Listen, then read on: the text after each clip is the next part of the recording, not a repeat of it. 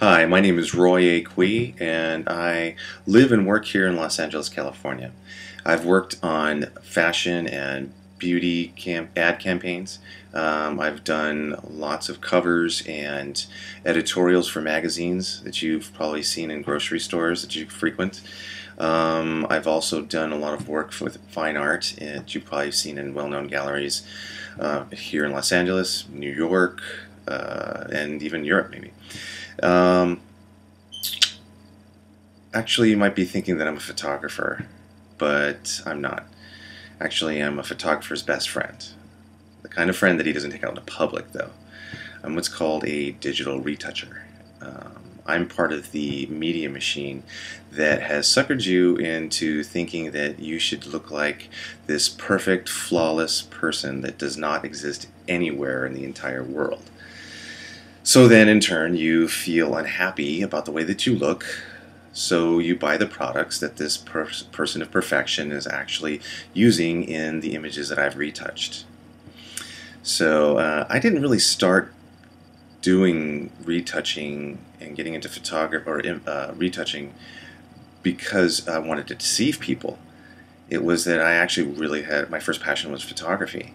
And I worked for well-known photographers based here in LA in the early 90s as an assistant, and then I got more into learning about Photoshop and realized that the magic of Photoshop was so awesome and there was like so many possibilities with it that I decided to really try and pursue what was going on with that instead of a photography career.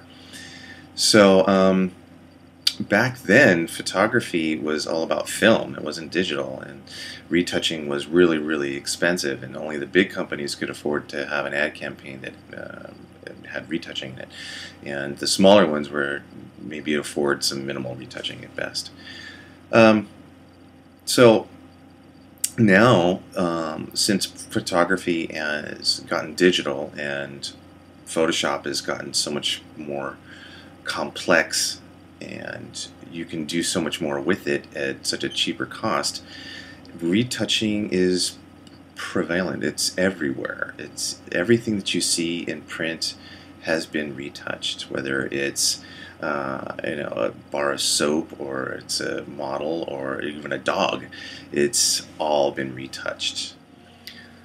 So it's standard for me to go ahead and thin arms and legs, waists, and to basically give more of an hourglass figure to these models.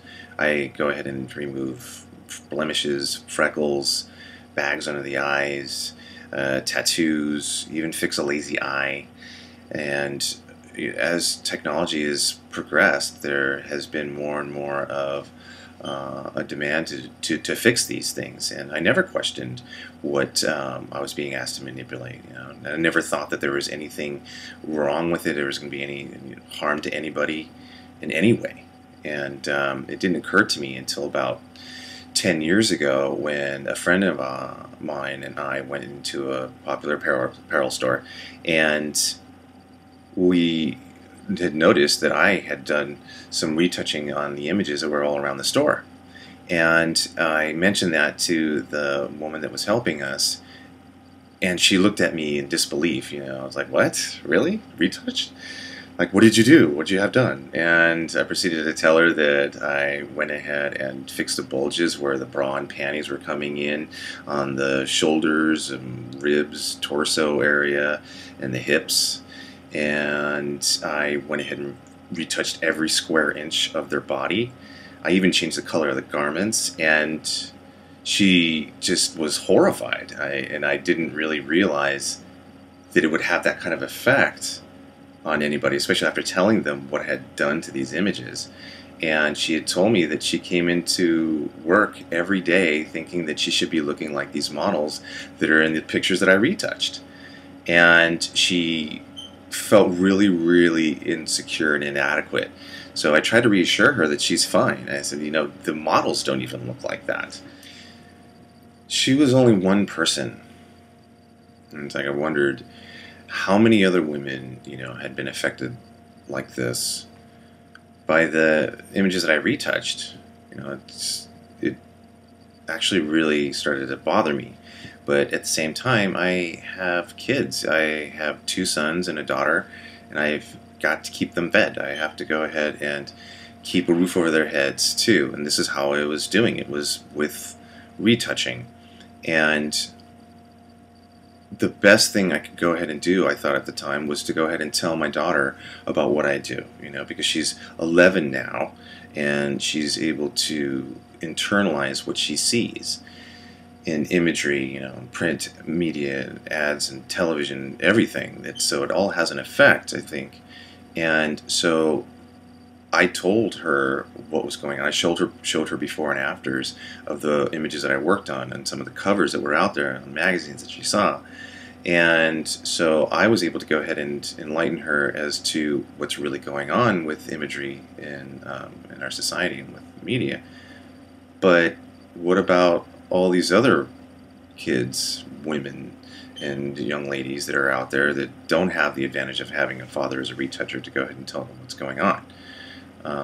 It's kind of one of those things that has always been weighing on my mind. I felt for years that I should do something about it. These thoughts of spreading the truth about what's really going on have been haunting me for years, and they've grown greater with every passing year.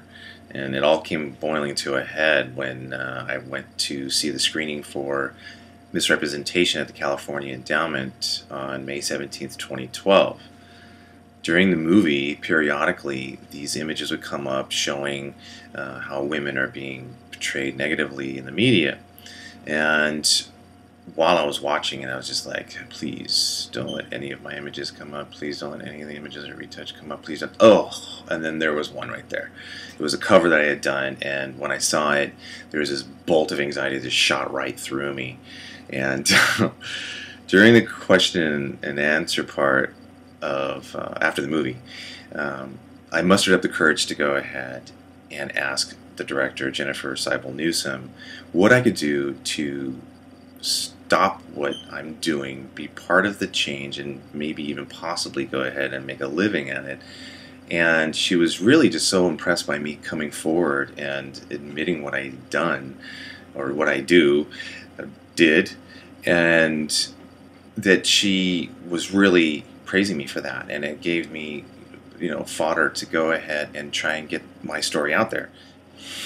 Which leads me here to my first video blog. And now that I've made the change to go ahead and get the word out there, I don't know what to do next. I'm scared. It's really scary. The only thing I know is that I'm doing the right thing, and that it's something that needs to be done.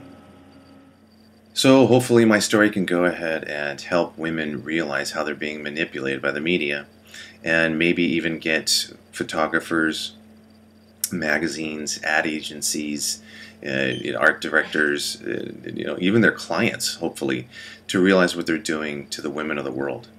So please help me represent Misrepresentation to get these publications, magazines, to print one unretouched image of a model per publication for this summer.